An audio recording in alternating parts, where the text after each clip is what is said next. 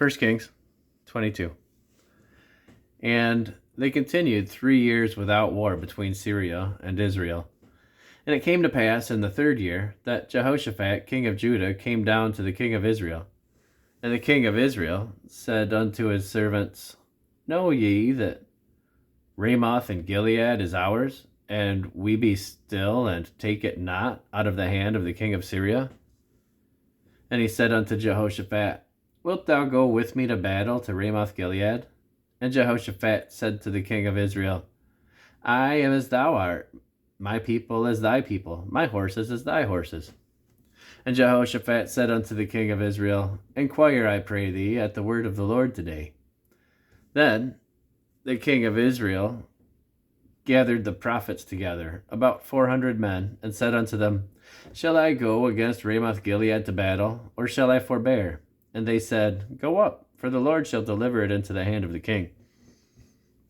And Jehoshaphat said, Is there not here a prophet of the Lord besides, that we might inquire of him? And the king of Israel said unto Jehoshaphat, There is yet one man, Micaiah the son of Imlah, by whom we may inquire of the Lord. But I hate him, for he doth not prophesy good concerning me, but evil. And Jehoshaphat said, Let not the king say so.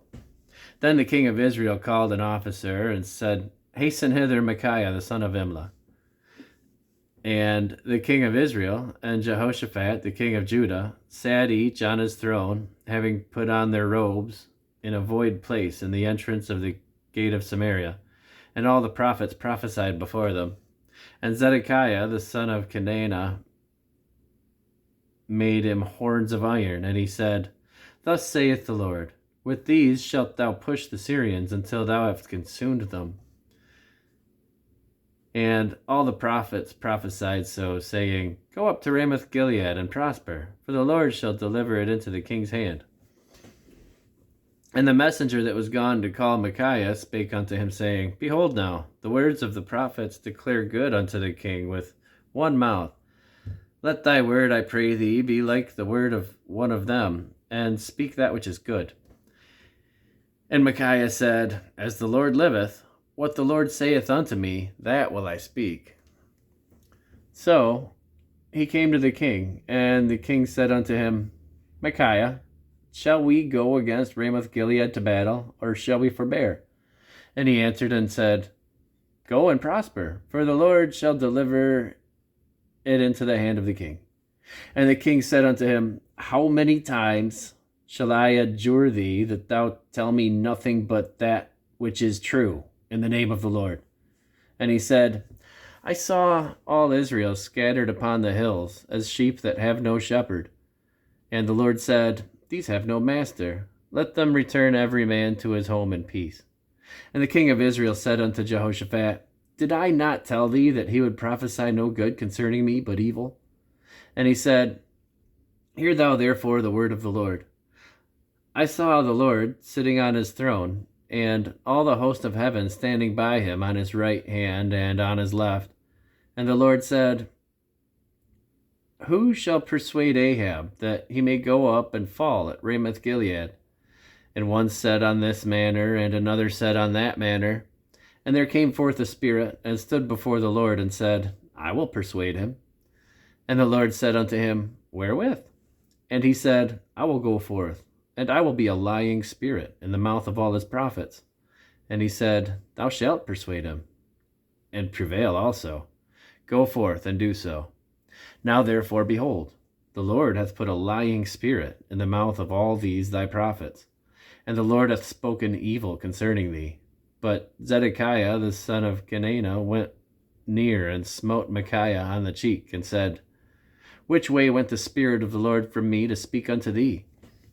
And Micaiah said, Behold, thou shalt see in that day, when thou shalt go into an inner chamber to hide thyself. And the king said, Take Micaiah, and carry him back to Amon the governor of the city, and to Joash the king's son, and say, Thus saith the king, Put this fellow in the prison, and feed him with bread of affliction, and with water of affliction, until I come in peace. And Micaiah said, If thou return at all in peace, the Lord hath not spoken by me. And he said, Hearken, O people, every one of you. So the king of Israel and Jehoshaphat, the king of Judah, went up to Ramoth Gilead. And the king of Israel said unto Jehoshaphat, I will disguise myself, and enter into battle, but put thou on thy robes. And the king of Israel disguised himself, and went into the battle. But the king of Syria commanded his 32 captains that ruled over his chariots, saying, Fight neither with small nor great, save only with the king of Israel. And it came to pass, when the captains of the chariots saw Jehoshaphat, that they said, Surely it is the king of Israel. And they turned aside to fight against him. But Jehoshaphat cried out. And it came to pass, when the captains of the chariots perceived that it was not the king of Israel, that they turned back from pursuing him. And a certain man drew a bow at a venture, and smote the king of Israel between the joints of the harness.